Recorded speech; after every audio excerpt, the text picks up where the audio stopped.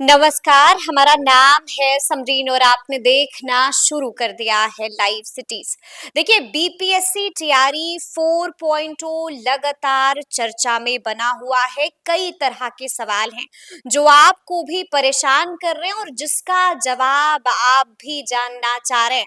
सवाल ये कि आखिर इतनी देर क्यों हो रही है, सवाल ये भी कि आखिर देरी के पीछे की बड़ी वजह क्या है, सवाल ये भी कि आखिर शिक्षा मंत्री ने बीते दिन क्या कुछ कहा था और किस ओर इशारा कर रहे थे शिक्षा मंत्री, और सवाल ये भी कि आखिर नोटिफिकेशन कब निकलेगा, कब निकलेगा, कब निकलेगा। तो आइए फिर आपके इन तमाम सवालों का सीधा जवाब जानने की कोशिश करेंगे सीनियर जर्नलिस्ट लक्ष्मीकांत सजल जी से। सबसे पहले बहुत शुक्रिया नमस्कार बाजी। नमस्कार जी नमस्ते। सबसे पहले तो हम आपसे जानना चाहेंगे कि लगातार आप शिक्षा विभाग में जाते ही रहते हैं और अधिकारियों के संपर्क में भी रहते हैं। देखिए, ये कहना भी गलत नहीं होगा कि शिक्षा विभाग की सबसे पहले हर एक खबर आपके पास ही आती है। तो क्या खबर है बीपीएससी टीआरई 4.0 को लेकर? देखिए, टीआरई 4 की तैयारी बहुत तेजी से चल रही है और माध्यमिक और उच्च माध्यमिक यानी सेकेंडरी और प्लस टू की टोटल वैकेंसी आई हुई है और इनका 100% रोस्टर क्लियरेंस हो चुका है सभी जिलों का। यानी माध्यमिक और उच्च माध्यमिक में जितनी भी रिक्तियां हैं, उनका जीरो से रोस्टर क्लियरेंस हो चुका है। और ये जो रोस्टर क्लियरेंस हुआ है, ये सामान्य प्रशासन विभाग के नई गाइडलाइन के अनुसार रोस्टर क्लियर हुआ है। ठीक है।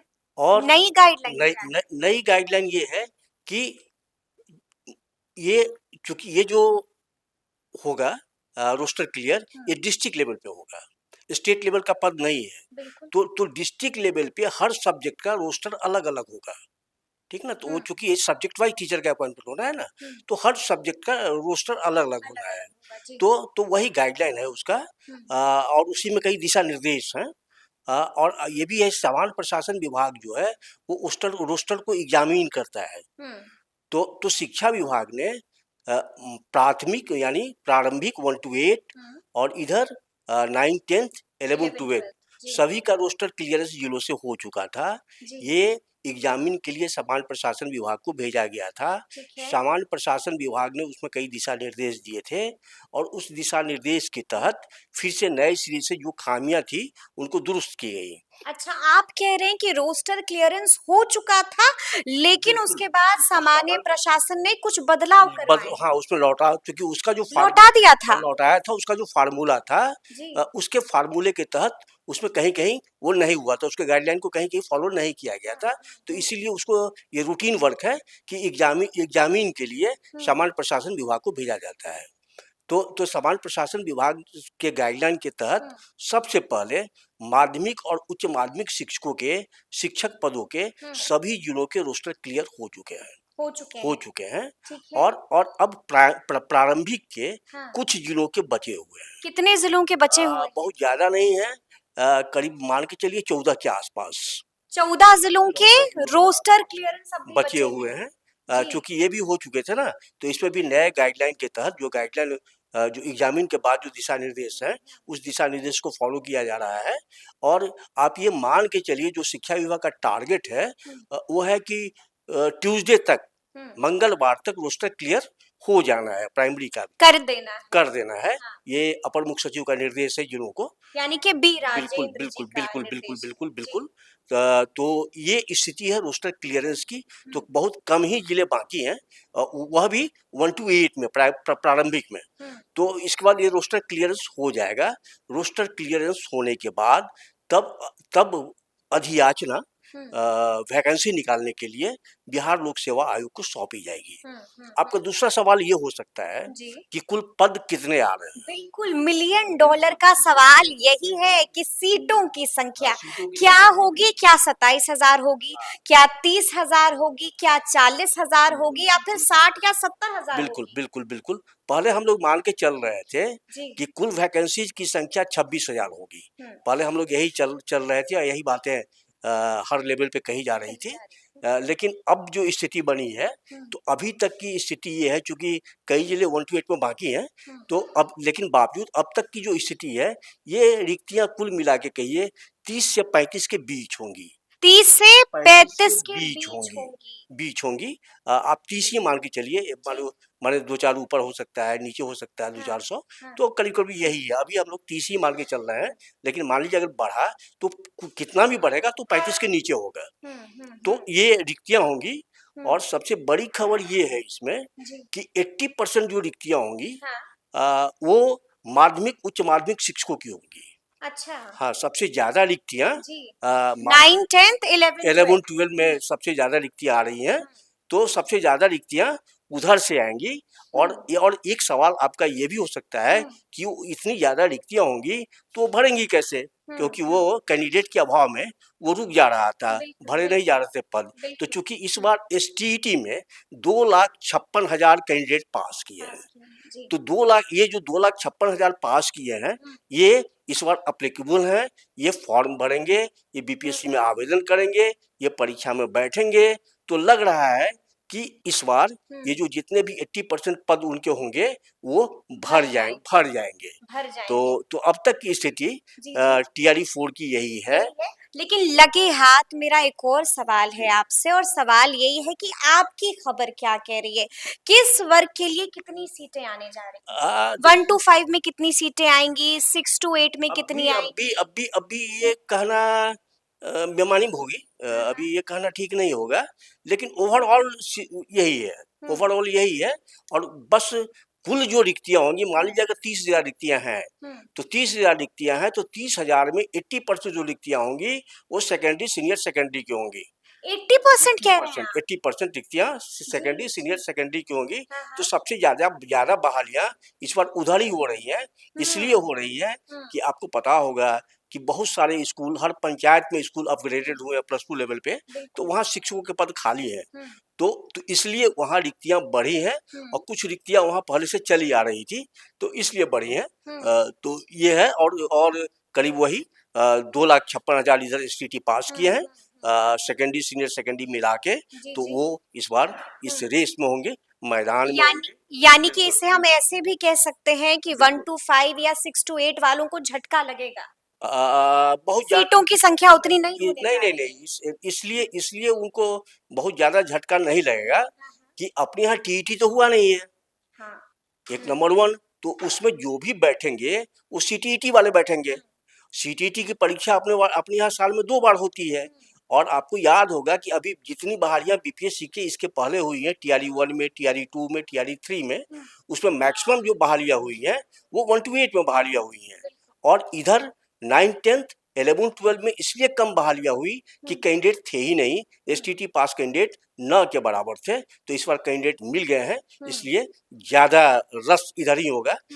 और उधर कैंडिडेट का भी अभाव होगा, चूंकि टीईटी नहीं हुआ है, सीटीईटी वाले एप्लीकेबल होंगे, तो वो है, उधर उतना कैंडिडेट भी नहीं होंगे, क्योंकि मैक्सिमम कैंडिडेट 1 to 8 के निकल चुके हैं। ठीक है। अच्छा, आपने ये सुना होगा कि बीते दिन शिक्षा मंत्री से पत्रकारों ने सवाल पूछा था कि आखिर अभ्यर्थियों का खरमास कब खत्म होने जा रहा है, नोटिफिकेशन कब आएगा। उन्होंने साफ साफ कह दिया कि शीघ्र ही होगा, सब कुछ जल्द ही होगा। बिल्कुल। अभी तक की जो तैयारी ये है कि इस जनवरी माह के अंत तक अधियाचना बिहार लोक सेवा आयोग को सौंप दी जाए।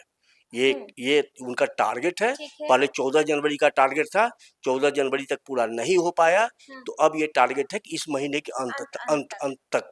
तो तैयारी इसी हिसाब से शिक्षा विभाग की चल रही है। खबर ये भी आ रही है कि 15 फरवरी तक नोटिफिकेशन आ जाएगा। इसमें कोई नहीं, इसमें देखिए, जैसे अधियाचना गई, अगर मान लीजिए 31 को नहीं गया, 30 को नहीं गया, लेकिन 1-2 तक तो जाना ही जाना है। लेकिन मान के चलिए टारगेट उनका फिक्स है कि इस महीने हम भेज देंगे। इस महीने नहीं भेजेंगे तो उसमें 2-4 दिन आगे वो बढ़ सकता है, इससे ज्यादा नहीं बढ़ेगा। और जैसे ही वो बढ़ेगा तो उसके बाद बिहार लोक सेवा आयोग उस वैकेंसीज को अपने यहाँ अपने पैरामीटर्स पर उसको एग्जामिन करेगा। और एग्जामिन करने के बाद अगर उसको उसमें कहीं कोई दिशा निर्देश चाहिए, सुझाव चाहिए, तो वो फिर शिक्षा विभाग के साथ बैठेगा।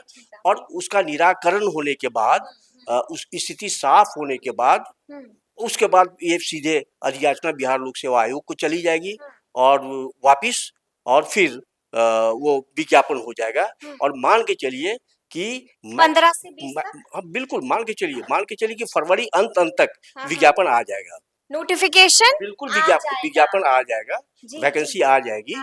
और उसके बाद आप यही मान के चलिए कि मैक्सिमम जो आप आवेदन करने की तिथि होगी वो 1 महीना होगी। बस उसके बाद आवेदन हो जाएंगे और फिर परीक्षा की तिथि आयोग तय करेगा। तो आप मान के चलिए कि अप्रैल तक परीक्षा हो जाएगी। अप्रैल तक परीक्षा हो जाएगी। बिल्कुल बिल्कुल यानी बिल्कुल कि समय कम है अभी। बिल्कुल हाँ, समय ज्यादा नहीं। इस महीने देखिए ना कि अगर फरवरी में विज्ञापन निकल जाता है लास्ट मंथ तक, तो 1 महीना रहेगा अप्लाई करने का। तो मान लीजिए मार्च तक वो अभ्यर्थी अप्लाई करेंगे, 3rd वीक 2nd वीक तक। और फिर आप जैसे ही खत्म होगा कैंडिडेट गिने जाएंगे और फिर परीक्षा की इंटरनल तैयारी इनकी रेडी है, फिर सिर्फ वो बाकी जो औपचारिकताएं हैं वो पूरी की जाएंगी। तो परीक्षा मान के चलिए कि अप्रैल तक परीक्षा हो जाएगी, अप्रैल अंत तक परीक्षा हो जानी चाहिए। अप्रैल एंड तक परीक्षा हो जाएगी। लेकिन आप देख रहे हैं सजल जी कि कंप्यूटर साइंस वाले बड़े परेशान हैं। आप देख रहे हैं कि लाइब्रेरियन वाले अभ्यर्थी भी काफी परेशान हैं। तो क्या उनकी मांगों पर भी विचार कर रहा है विभाग? नहीं, लाइब्रेरियन का मुद्दा अलग है जी, ठीक है ना, उसको टीआरई 4 से कोई मतलब नहीं है। नहीं। सरकार शिक्षा विभाग पहले ही स्पष्ट कर चुका है कि टीआरई 4 के बाद हम लाइब्रेरियन की बहाली करेंगे। लाइब्रेरियन के पदों की गणना अब नए सिरे से शुरू हो रही है, क्योंकि पहले जो इनकी पदों की संख्या थी वो थी 5500, ठीक है ना। लेकिन इस बीच +2 स्कूल जितने अपग्रेड हुए हैं तो उनकी संख्या हो गई है 9030। तो इस हिसाब से पदों की गणना नए सिरे से उसकी हो रही है। तो उसके बाद वो फिर ये टीआरई 4 के बाद फिर उसकी बहाली होगी और इसके लिए नए सिरे से अलग से फिर बिहार विद्यालय परीक्षा समिति उसके लिए पात्रता परीक्षा लेगी। ठीक है। तो और कंप्यूटर शिक्षक, ये तो बड़ी खबर लाइब्रेरियन वालों के लिए होगी, लेकिन कंप्यूटर साइंस वाले साथ दोनों की बहाली, लाइब्रेरियन की, कंप्यूटर साइंस के शिक्षकों की बहाली टीआरई 4 के बाद होगी। टीआरई 4.0 के बाद होगी। मतलब उसमें शिक्षा विभाग का अब तक का ये साफ स्टैंड है। चूंकि लाइब्रेरियन की बहाली अगर पहले हो जाती तो उनके पद घटेंगे, 5500 ही पद रहेंगे। लेकिन चूंकि यहाँ पद बढ़ने हैं इसलिए उसको थोड़ा डिले किया जा रहा है कि जिलों से नए सिरे से रिक्तियां मांगी गई हैं और रिक्तियां आएंगी और स्कूल एग्जामिनेशन बोर्ड को निर्देश नया चला जाएगा कि आप पात्रता परीक्षा ले लीजिए। बिल्कुल। चलिए, एक अंतिम सवाल है मेरा आपसे, क्योंकि लगातार लोग नोटिफिकेशन का न जाने कब से इंतजार कर रहे थे और हम देख रहे हैं कि नोटिफिकेशन में देरी हो रही है। कहीं ऐसा तो नहीं होगा कि फिर कुछ महीनों के लिए लटक जाए बीपीएससी? नहीं, नोटिफिकेशन में देरी की वजह है, पहली वजह ये है कि बिहार विधानसभा का चुनाव था, तो चुनाव के चलते प्रक्रियागत विलंब हुआ, क्योंकि सारा सिस्टम जो है वो चुनाव में लगा हुआ था, जिला से लेके मुख्यालय तक। तो एक तो ये रहा विलंब की वजह, ये रही विलंब की वजह। दूसरी सबसे बड़ी वजह ये रही कि जब तक एसटीटी का रिजल्ट नहीं आता तब तक बहाली की प्रक्रिया शुरू नहीं होनी थी। तो अब एसटीटी का रिजल्ट आने के बाद, हालांकि एसटीटी के रिजल्ट आने से पहले बहाली की प्रक्रिया, रिक्तियां मांगे जाने का कार्य शुरू हो चुका था। लेकिन जैसे ही एसटीटी का रिजल्ट आया तो अब बहाली की प्रक्रिया बहुत तेज हो गई है अब, और करीब हर डे इसका रिव्यू किया जा रहा है रिक्तियों का। माने अफसरों की टीम इस पर लगी हुई है और अपर मुख्य सचिव वी राजेंद्र हर मंगलवार को खुद इसकी समीक्षा कर रहे हैं और हर डीओ को, हर डीपीओ को वो अब खुद से निर्देश दे रहे हैं और खुद ही उनकी क्लास भी लगा रहे हैं। बिल्कुल। जहाँ डिले है वहाँ के अधिकारियों को कारण बताओ नोटिस दिया जा रहा है, उनके प्रति सख्ती बरती जा रही है।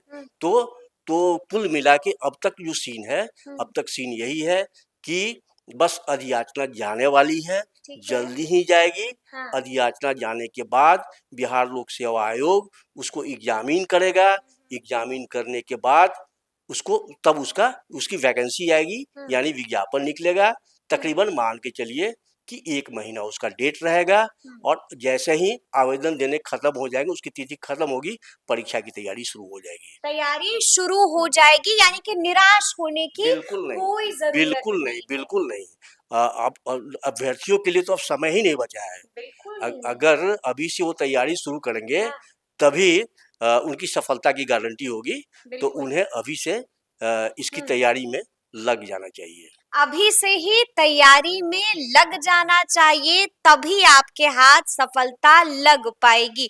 तो सुना आपने कि बीपीएससी तैयारी 4.0 को लेकर के क्या कुछ लेटेस्ट खबर है और क्या कुछ ब्रेकिंग न्यूज है, वो हमने आपको बताया है। तो फिर ये पूरी चर्चा, पूरी बातचीत और पूरा वीडियो आपको कैसा लगा है, कमेंट करके हमें जरूर बताइएगा। तो ऐसे तमाम अपडेट्स के लिए बिल्कुल ऐसे ही हमारे साथ बने रहिएगा और देखते रहिएगा लाइव सिटीज। बहुत शुक्रिया।